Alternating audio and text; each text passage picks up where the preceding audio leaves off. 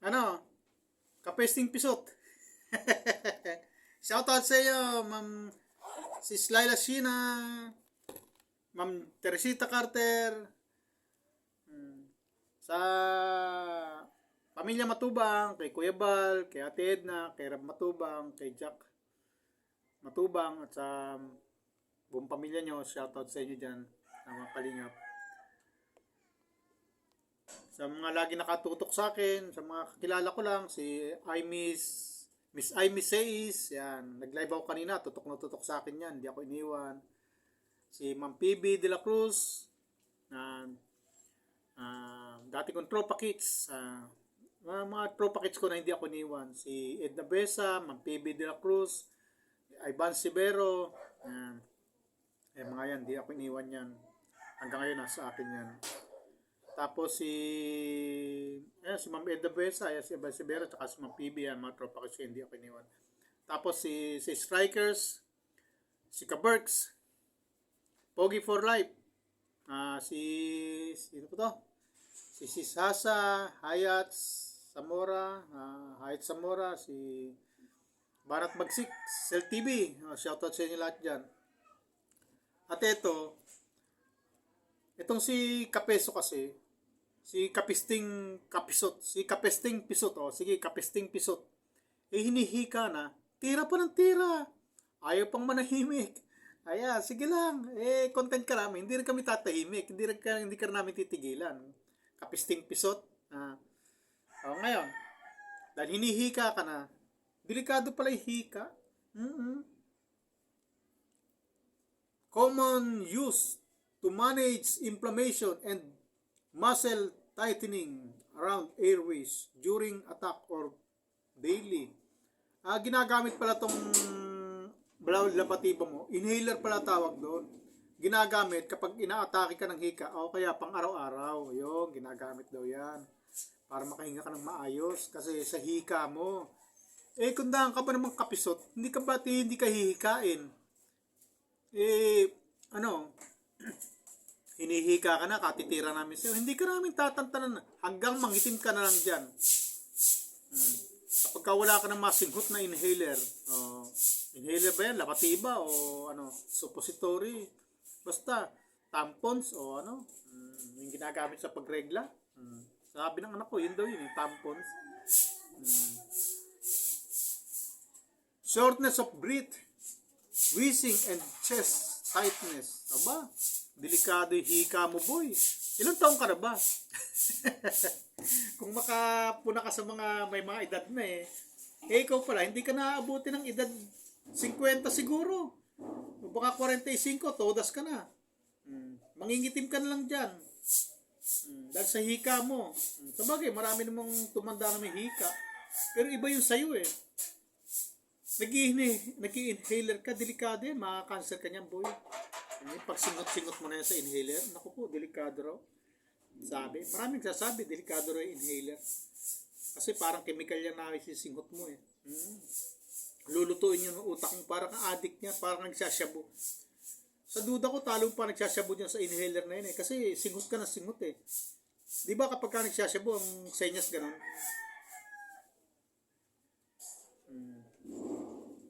Ang senyasan ng mga nagsasyabu, ganun Kasi alam ko yan mga kumpare ko, mga nagsasyabu harapan ko nagsasyabu.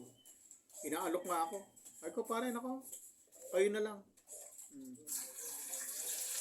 Hanggang gin lang ako. Baka pagka nahaluan to ng shabu-shabu na yun baka kung ano magawa ko sa inyo.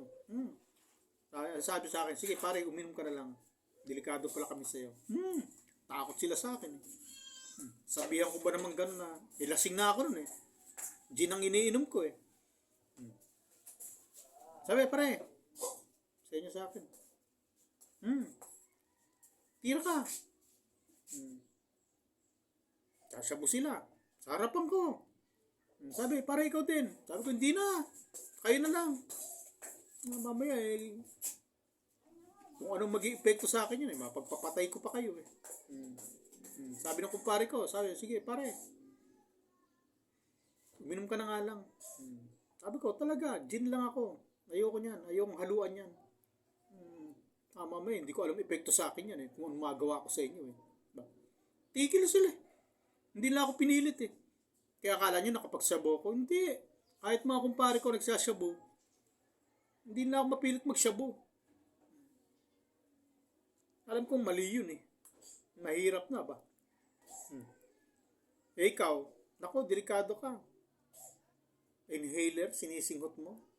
Patay tayo dyan, parang addict. Parang kang humihingit, talong pa humihitit na shabu. Sabi ko sa'yo, kapisot. Kapesting pisot. Ano, hinihika ka na, ayaw pa tumigil. Kahit konti-konti lang to, kahit reaction video maliit lang to, okay na sa'yo to. Marami naman titira sa'yo. Titirahin ka namin ng titirahin. Hindi ka namin tatantanan. Kapal ng mukha mo rin. Sinisita mo yung mag-ama na umaasa sa sponsor. Bakit? Nung nasa kalingap ka, umasa ka rin sa sponsor. Isa ka rin Nagmamalinis ka pa. Sinasabi mo, yung mag-ama, yung mag-amang matubang, tinutukoy mo, pahari-hari ka pa, paprinsip-prinsipi ka pa, duwag ka. Ayaw magbanggit ng pangalan. Bakit nung nasa kalingap ka ba? Yung ibinantulong ba sa'yo, saan galing? Nung wala kayong malamo ng asawa mo, halos wala kayong pambili ng gatas at diaper ng anak mo, kanino ba kayo umasa? Sa kalingap. Saan galing yung ipinantulong sa'yo ng kalingap? Di ba sa sponsor din? Nakinabang ka rin At tapos, nung nakikinabang ka rin sa sponsor nila, gusto pa sulutin. Pinagsusulot mo, nasarapan ka. Tapos yun, sasabihin mo, yumayaman ng mag-ama dahil sa sponsor. Bakit? Ikaw ba? Saan ka rin ba nagkaroon? Di ba nasa kalingap ka noon? Ano ba ipinantulong sa'yo ng kalingap? At nung magpayaman ka sa kalingap, kaya ka nasa ganyang kalagayan, saan ba nanggaling yung pera mo? Sa views mo? Naku po, imposible Hindi ka naman sikat nun Hindi naman ganun kalaki kita ng views mo Wala ka naman viral Saan galing yung kinita mo sa kalingap? Di ba sa sponsor din? Tapos kung magaling ka ngayon, kala mo, kung makasita ka sa mag-ama, kala mo yumaman ng mag-ama sa sponsor.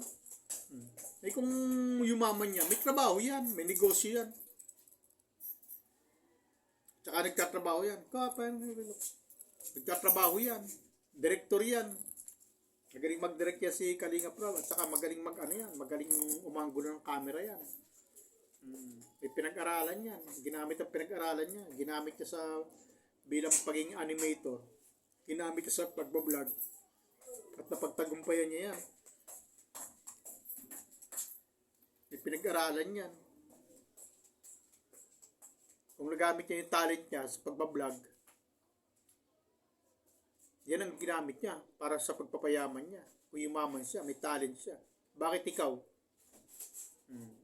Di ba, ilang panahon lang din ang nilagi mo sa kalingap, hindi ka pa talented, pero yumaman ka. Nagkaroon ka ng negosyo. Saan galing yan? Sa sponsor din. Hindi naman kita mo sa YouTube yun Buti pa nga si Kalinga Prab Kitang-kita na kumikita sa YouTube. At may mga promotion yan. May velvet box yan. May mga promotion pa yan. May mga palipad yan. Sa palipad pa lang, yung palipad niya, kanya yan Hindi naman po pwedeng ibigay sa iyo yan. Palipad niya yan. Sa akin dito, pag may nagpalipad, pwede ko angkinin Kasi sa akin yan Palipad kung paliparan niya, maabot ang kalahating milyon. Di kanya yon. Yung iba, pinantutulong pa niya. 30%. O kung 30% o 50%, pinantutulong niya.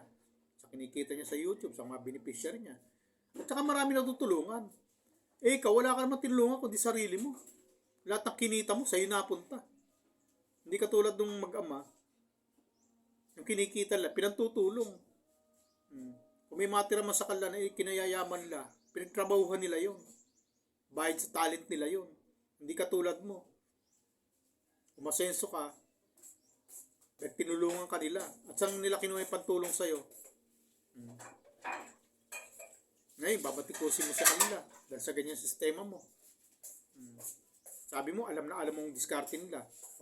Kung alam mo diskarte nila, ginawa mo rin pala yon. At nasobrang ka ng diskarte, kaya ka napatalsik.